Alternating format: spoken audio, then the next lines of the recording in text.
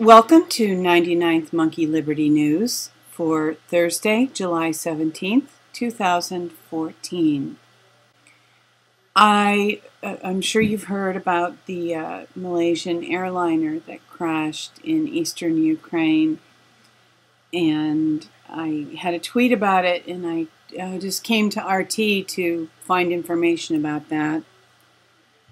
But I happened to notice a lot of other information here at RT, and I just want to scroll through. U.S. widens sanctions on Russia. EU takes time to think over. Obama administration has widened the list of sanctions unilaterally targeting individuals as well as financial institutions and defense companies, which the U.S., I wish they wouldn't say the U.S., which the Obama administration perhaps is touting as being involved in destabilizing the situation in Ukraine. Of course, aspects of the U.S. government were involved, as many of us believe. But just some other interesting things here. What happens in Vegas may be getting wiretapped. Here's an interesting one. FBI warns driverless cars could become new lethal weapon for terrorists.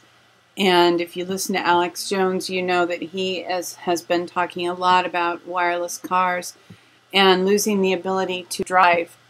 And certainly this is an interesting aspect of driverless cars. As we know, most Americans are peace-loving people. Real Americans are not terrorists. They can't get us to fight with each other, but you know, if they used these cars, perhaps, yeah, they would be able to create some terror attacks on the highways.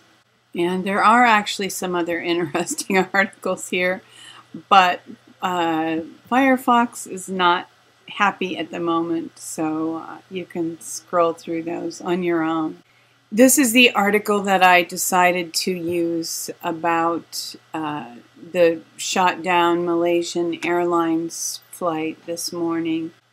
I am guessing that there will be a lot more information coming out about the Malaysian flight, and I'll be curious to know what some people like Benjamin Fulford, maybe David Wilcock, have to say about the situation. And of course, I'm sure we'll all be watching that as that plays out to see what's going on there for real. You know, the last time the Malaysian airliner disappeared, there were supposedly a lot of important people on board. There was talk about patents being stolen. And since this flight originated in Amsterdam, I'm kind of wondering if any significant Illuminati people may have been on board. And I'm guessing we'll find that out in the next few days and weeks. Here from RT is an article that was just too good to not give its own focus to. Cheney reaction, interview blackout as protester waves handcuffs at war criminal. This was a very public display, and CNN cut the feed. A live interview with former Vice President Dick Cheney and his family was marred by protesters accusing him of war crimes and torture. One protester tried to arrest the politician but was taken away as live video of the event went black. So we see what happens if you know, people on mainstream media try to tell the real story. But of course, this does happen from time to time. It happened after, I think it was the Super Bowl, when somebody went up to the podium and told people they needed to research what happened on 9/11. So it's great when these kinds of things break through. As there are more of these occurrences, people will begin to ask more and more questions. So I find this very interesting and something that we'll probably be hearing more about. This is a movie from Anonymous. It's an hour and a half, and I have not yet watched it. But it just recently was published. And Anonymous official movie, How to Kill Illuminati New World Order, 2015 edition.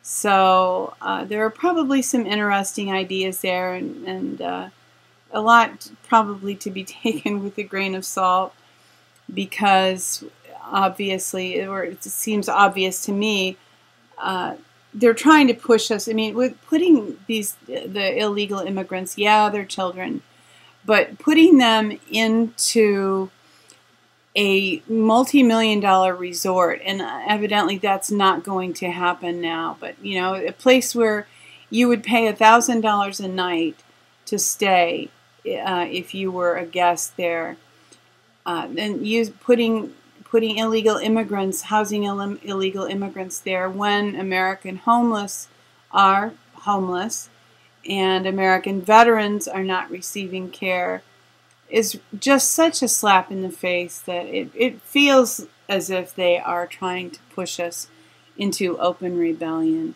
But of course, you know, we exercise our free will, and we remain wise as serpents, and don't go into open rebellion. So, you know, this whole thing could be a waiting game. Just wait. We are waiting for more and more people to wake up, so that it's just not possible to control us through these old methods of control anymore. I found this interesting from Huffington Post. 2 former Utah attorneys general arrested for corruption.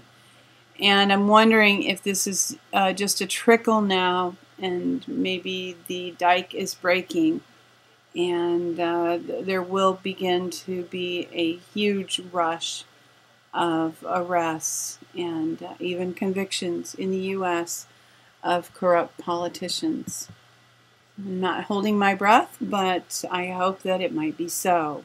If you follow financial markets, you are aware that gold and silver significantly dipped yesterday, and the last time I looked, they're on their way back up today. But there is a reason for the dip yesterday, and this is a video that explains it. BRICS Weir silver smashes silver derivatives and the London silver fix. And there were yesterday a lot of futures were dumped as the criminal conspiracy to fix silver and gold continues, and as the criminal cartel dumps $2.3 billion in futures, causing gold to plunge back below $1,300, down more than $40 in just a few trading sessions.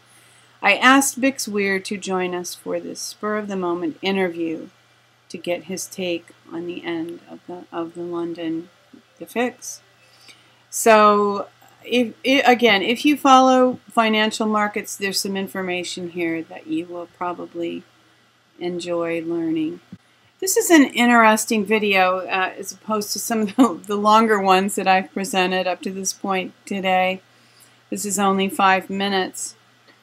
Exposed $6.5 billion for border crisis was funded by Senate in 2013.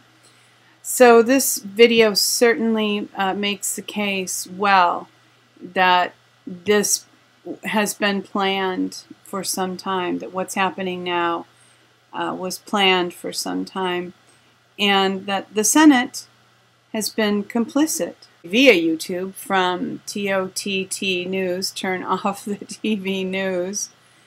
Big Four banks financing companies accused of land grabs, child labor, and more. And this has to do with Australian banks, but is certainly, you know, valuable information when you frame it in the context of the crimes committed by other big banks. And this is breaking in the public. This is something that is becoming known. So that's a positive thing, that people are becoming aware of this in Australia. And of course, yesterday, BRICS established $100 billion development bank. And this will certainly impact upon the rest of the world.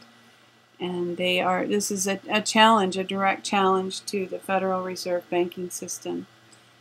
And of course, my fond hope is that the Federal Reserve is stripped of its power. And yes, that might mean some belt tightening for Americans for some time to come.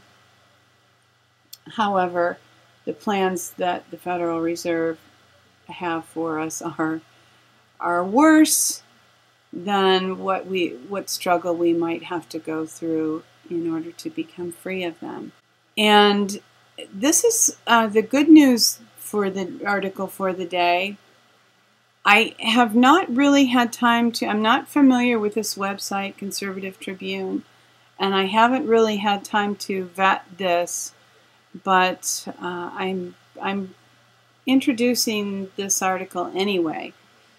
Breaking House votes to gut the IRS of over $1 billion in funding. House Republicans are serving up a few slices of sweet revenge by hacking and slashing the IRS budget as punishment for illegally targeting conservative groups. The IRS, an agency that now has a reputation as being a hatchet man for the Obama administration, is finding out how it feels to be a target, as the House recently voted to reduce their enforcement budget by $1 billion.